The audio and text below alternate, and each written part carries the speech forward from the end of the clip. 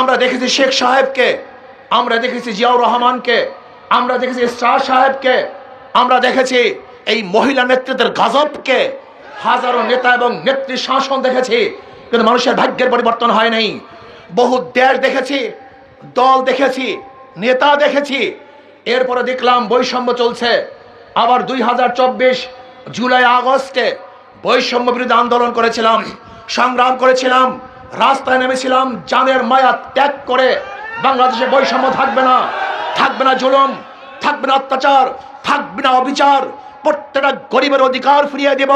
কোন মানুষ ক্ষুধার্তহীন থাকবে না, খোলা আকাশের নিচে বাংলাদেশের কোন মানুষ ঘুমাবে না, চিকিৎসাবিহীন বাংলাদেশের একটা মানুষ মারা যাবে না, বাংলাদেশের প্রত্যেকটা মানুষকে শিক্ষায় উন্নতি করব, বাংলাদেশের প্রত্যেকটা জনগণের অধিকারকে ফিরিয়ে দিব। কিন্তু আমরা কি দেখলাম? 5ই আগস্টের পর আবারও জুলুম, অত্যাচার, খুন, অবিচার, দখলদারি এবং ধর্ষণ, চাঁদাবাজি।